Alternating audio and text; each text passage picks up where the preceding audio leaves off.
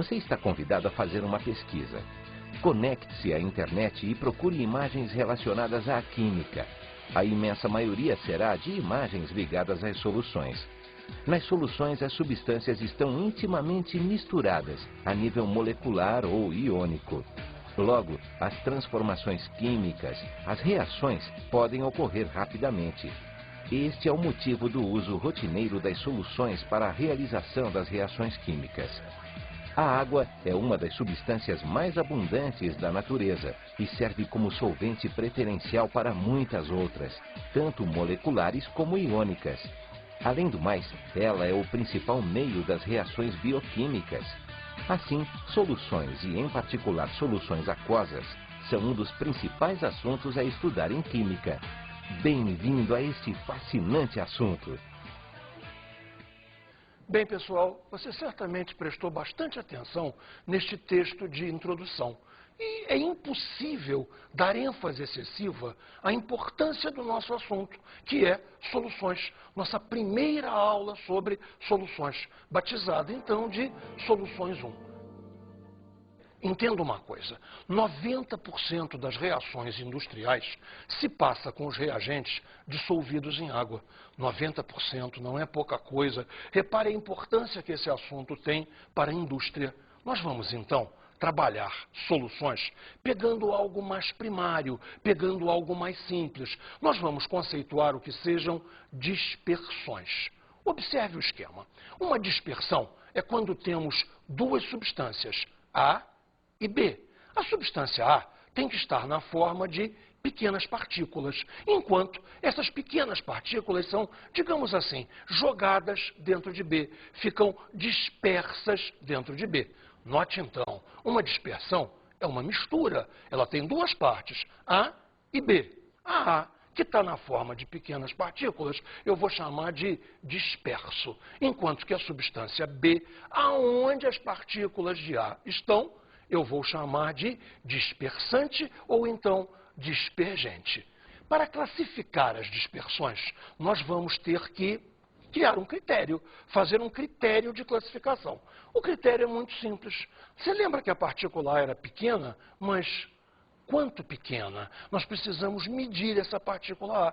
Precisamos, então, acertar quais vão ser as unidades de comprimento que vamos usar. E são, seguramente, muito pequenas. A primeira delas é o nanômetro. O símbolo é nm, nanômetro. Um nanômetro equivale a 10 a menos 9 do metro, ou seja, uma coisa bastante pequena. Eu preciso explicar umas coisinhas a você. Umas coisinhas que nem todo mundo sabe e muita gente boa erra. Repara só, nano é o prefixo, que indica 10 a menos 9. Metro é a unidade de comprimento. Então, observa, o acento tem que ser na unidade de comprimento e não no prefixo. Ou seja, eu não posso dizer nanômetro, que nem fala quilômetro.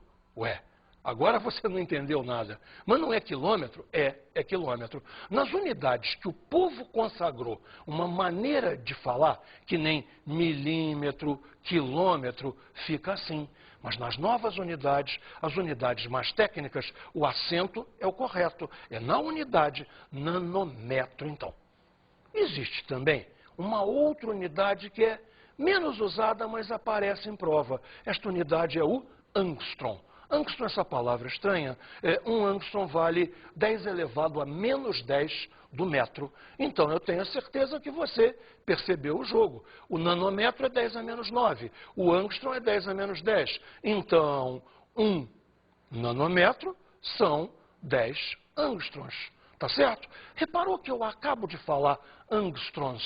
Então, eu criei um plural. Existe uma regra.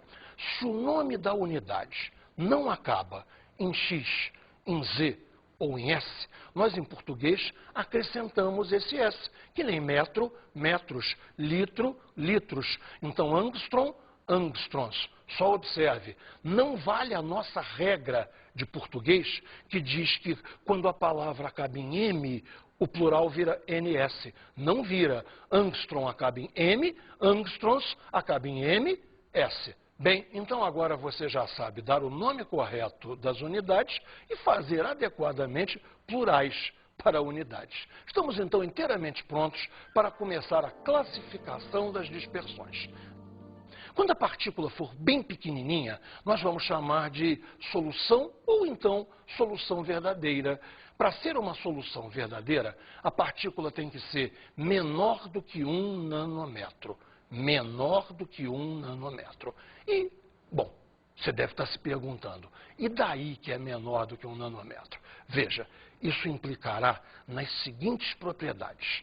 Eu vou estudar para todas as dispersões 3 aspectos. O primeiro aspecto é saber se a partícula sedimenta, vai para o fundo, tá? Se a partícula cai para o fundo com o tempo, sedimenta ou não. Chamamos a isso de sedimentação.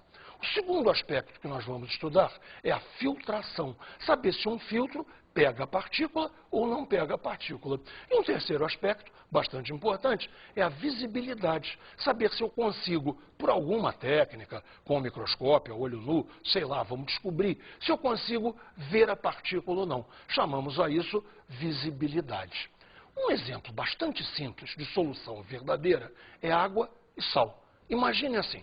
Você dissolve um pouquinho de sal num copo d'água. Você tem a certeza que não foi sal profundo, você não tem um excesso. Então veja lá, as partículas de sal sedimentam? Claro que não, senão o fundo do mar seria completamente branco. Um filtro pega o sal? Não, não pega. Se por um acaso viesse para a sua casa água do mar, você ia, mesmo filtrada, beber água salgada. Um filtro não pega. Finalmente, as partículas são visíveis? Aí é que são as más notícias. Não, as partículas não são visíveis com microscópio algum. Microscópio algum consegue identificar as partículas de uma solução ou, a seu gosto, solução verdadeira. Vamos para a segunda classificação das dispersões. A segunda hipótese, vamos agora para os coloides ou dispersões coloidais. Ou seja, a partícula tem que ser maior do que 1 nanômetro, porém menor do que 100 nanômetros. Seu tamanho tem que ficar entre esses dois valores. Sabe um exemplo fantástico de uma coisa que é assim? Clara de ovo.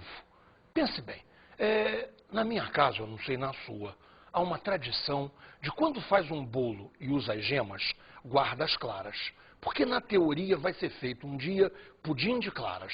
Aí as claras ficam lá dentro da geladeira um dia, 2, 3, 4, 5, acabam estragando, bota fora as claras e não faz pudim nenhum. Mas o que eu quero que você veja é o seguinte, não vai nada para o fundo, a clara continua lá. Caramba, se da clara a proteína que está ali, que é a ovalbumina, fosse para o fundo, ia ser horrível. Você já imaginou o pintinho? O pintinho ia ser sólido embaixo devido à precipitação e líquido em cima. Eu acho que o pintinho não ia ficar feliz. Então, observe, sedimentação espontânea de um coloide não ocorre. Agora, ela pode ocorrer com o uso de ultracentrífugas. Espera aí, que coisa é essa? Centrífuga, você lembra? Colocar as coisas para rodar. Ultracentrífuga, centrífuga de rotação muito rápida. Então, só há sedimentação com o uso de ultracentrífugas. Se você não tem uma ultracentrífuga, não sedimenta. Um segundo aspecto interessante é a filtração. O que você pode usar? Um filtro comum, um filtro de casa. Coloca lá dentro a clara de um ovo. Você vai observar o seguinte, o filtro fica todo molhado, mas não passa líquido, não há o pingar daquele líquido. Então, como é que eu posso conseguir uma filtração? Novamente com o uso de ultrafiltros, que são filtros a vácuo. Eu vou ter que sugar essa água. Se eu esperar que essa água espontaneamente caia, não. Então, a filtração só com o uso de ultrafiltros. E, finalmente, o problema vai ser a visibilidade. A visibilidade é mais complicada ainda, se bem que eu tenho um exemplo bastante bom para você. Repara só, quando bate sol num quarto, quando você tem um raio de sol, é possível, se você estiver perpendicular a esse raio de sol, você pode ver partículas de poeira ali dentro. Essa é exatamente a mesma ideia. Para eu conseguir ver as partículas do coloide, eu vou usar uma coisa que a gente chama de ultramicroscópio, que nada mais é do que um microscópio com uma iluminação lateral para eu focar o microscópio ali e conseguir, então, ver as partículas. Ou seja, no coloide, tudo é mais complicado. Recapitulando, vê se você entendeu. Sedimentação ocorre, mas só com as ultracentrífugas. Filtração pode ser feita, mas só com ultrafiltros. Visibilidade, um microscópio todo especial. Coloides são um pouquinho mais complicados. Finalmente, vamos ver o que a gente chama de dispersões grosseiras. Quando é que nós temos uma dispersão grosseira? Quando a partícula é grande, ou seja, quando a partícula é maior do que 100 nanômetros. Aí é tudo fácil. Imagine, por exemplo, água barrenta, água de rio, água com um pouquinho de areia.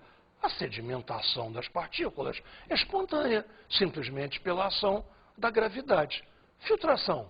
Qualquer filtro pega, o filtro que você tem em casa, um filtro de papel. Aliás, a função do filtro de casa é exatamente essa, é retirar o barro que porventura ainda venha junto com a água.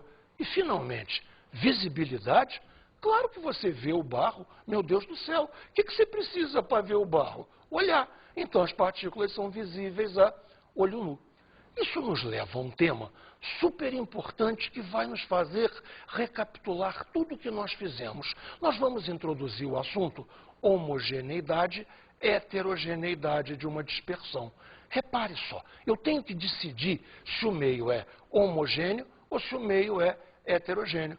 Vamos começar pela água barrenta, uma dispersão grosseira. Você vê o barro vai para o fundo, as partículas são visíveis. Qual é a tua conclusão a respeito de água e barro, de uma dispersão grosseira? Tenho a certeza que você respondeu heterogêneo. Bem, coloide. Coloide é um pouquinho mais complicado.